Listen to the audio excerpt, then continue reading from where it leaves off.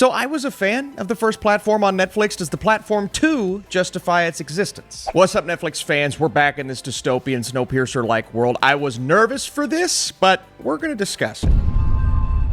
Buenos días, vecinos. Un nuevo mes en el hoyo. As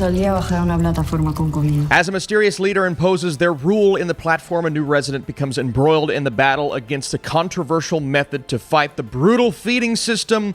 But when eating from the wrong plate becomes a death sentence, how far would you be willing to go to save your life? So part of me understands when it comes to the complaining about the obviousness of the platform, the showcasing of this type of trickle-down economic system. You start at the top. They can take as much food as they want. By the time you get to the bottom, people are starving. Now, if everyone took the exact amount of food that they needed, this would make for a really boring movie. But within humanity, you're not going to get that because you're going to have some people who are fair, others who are not, some that can justify how much food they take. And then by the time you get to the bottom, it is brutality at its finest, or technically at its worst. And the first movie showcases that brilliantly, but also really just focuses on the platform itself, what it represents. It turns the pit into a character itself, and I thought the first movie brought that to life beautifully, even though it's terrifying. And it kind of combines genres, right? It's a thriller, it's a horror movie, it's brutal, barbaric, but you're invested in the story of these characters and the fact that, you know, if you get hungry enough, you're just probably going to eat the other person or your painting, like Squidward. Nobody would take them, so I had to eat them!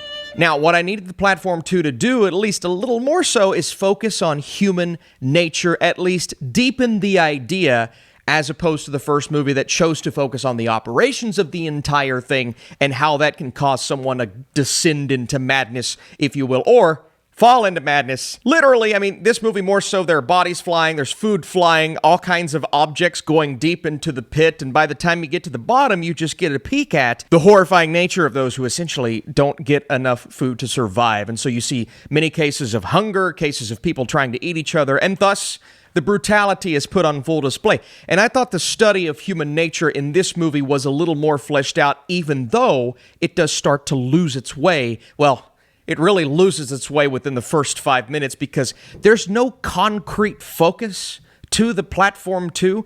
I liked the story within the confines of the character in the first movie and how it didn't feel so scattered.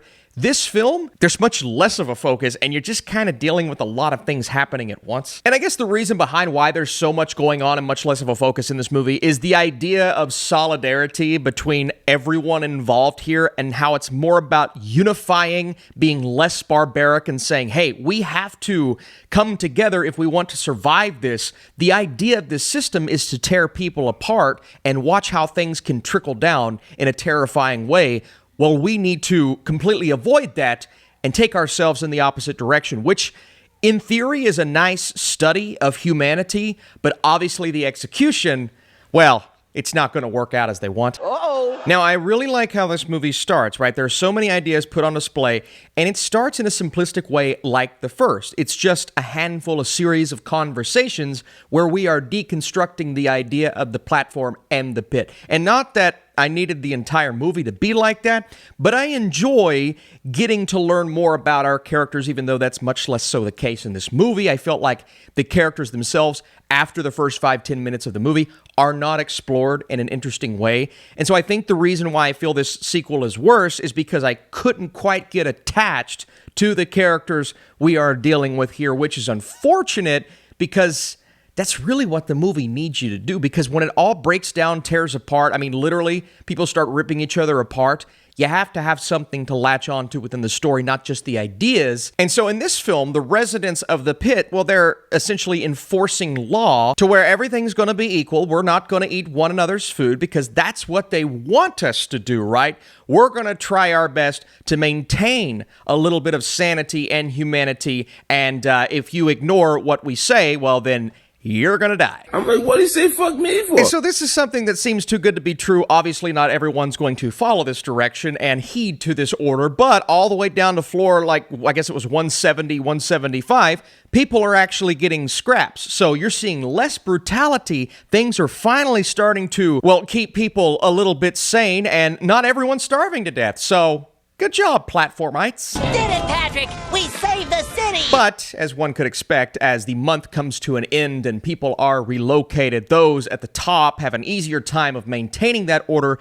Those at the bottom obviously do not. And the further you get away from the nutrition and maintaining a sense of order, the further you descend into madness. And that's kind of what we see with some of our characters that we are focusing on. And as our characters get new roommates, they try to maintain some semblance of that reality, but it all starts to fall apart, obviously. I felt as if this movie could have and should have chosen a path a bit earlier in the movie, right? We have a literal war, we have a figurative and philosophical war breaking out all at the same time, but it never truly gets its point across because it's trying to do so many things at once, right? Showcase the violence, showcase what could have been with these rules that were in place at the beginning of this movie. And as we get a little more chaotic as the movie goes, it really starts to become one that is trying to do so many things. Ultimately, I'm not going to say it doesn't accomplish anything, because there are things about this ending that are interesting, especially when you find out how it ties into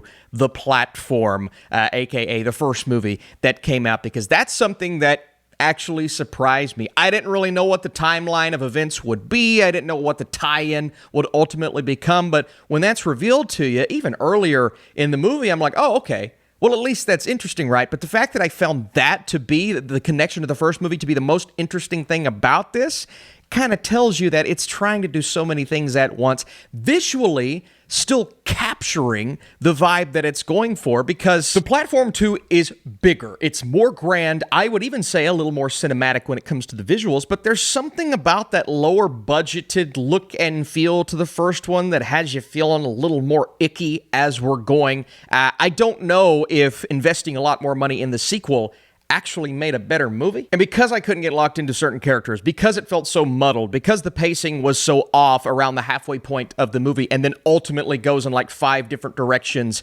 I just feel as if the platform should have been a one-off. That's not saying the sequel is atrocious, because there are ideas here that are fascinating, ideas that would have been interesting in the first movie, but the first movie had characters I responded to. I didn't really respond to any of these characters, and by the time you get to the end, you don't care as much about who it's happening to as much as you do just what's happening in general. Now, if you're a big-time horror fan and you're just in this for that type of thing, there are methods of torture, there are horrific moments on display that I think are going to get you through this. Again, it reminds me of Saw, the way that body horror is handled, and just, again, using the word brutality. You will probably like it for that fact, but if you're looking for something more, I don't know if that's going to deliver. And then there is a religious element to this, a guy that sacrifices himself, that starts to maintain a semblance of order, if you will. And that was interesting in theory, but again, it's an idea that was just hit upon and never really fleshed out. And that's how I feel about other ideas,